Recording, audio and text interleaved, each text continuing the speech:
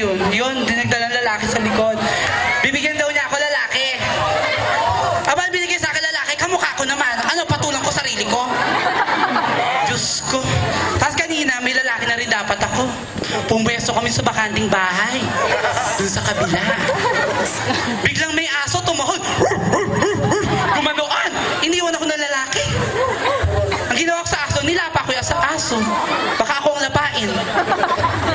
Ayan. Naawa rin ako sa mga bakla.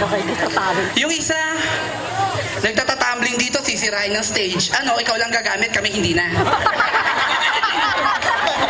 Yung isa, nagsasayaw. Sino yun? Si Aling, ano? Junisha. Junisha, akala ko si Manny Pacquiao. Yung sayaw, ganyan. Parang manununtok lang. Nakakatuwa. Yung isa rin, sayaw. Ay, natutuwa ako doon isa, yung may bandera. Yung may bandera, ano, galing. Totoo ako, palakpakan natin siya, eh. Toras. Dapat sa kanya, ano, yung politiko, ganoon. Umpisahan mo sa tanod. Oo, ganda nun. Diba, nakakatuwa sila. Yung isa, nagpabugbog. Binugbog, black. Ikaw naman Black. nagpapag. Ganun din pa rin ang mukha. Parang di naman ang pasa. Mukha pa rin may pasa. Diba, nakakatuwa. Yung isa inulit. Siya pipe. Tapos sasabihin, huwag laitin ng pipe, pero sila.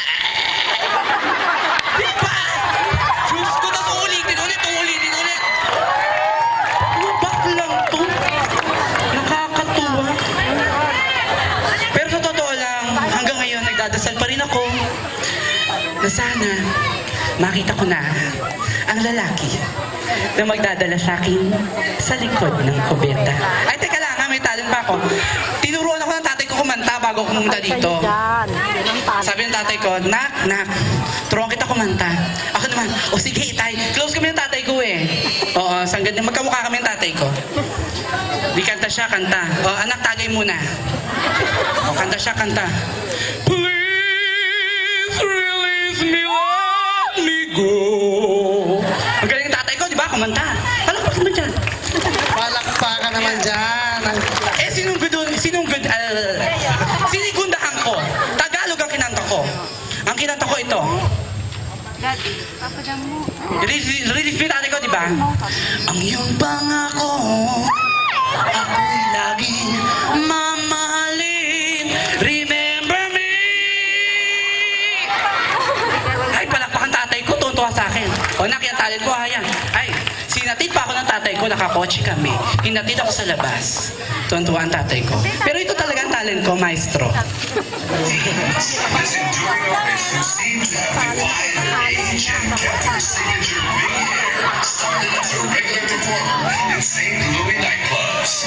She emerged as a leading pop soul act during the late 60s and early 70s. And even if her marriage didn't work out, she is still best remembered for her hit songs like Private Dancer, What's Love,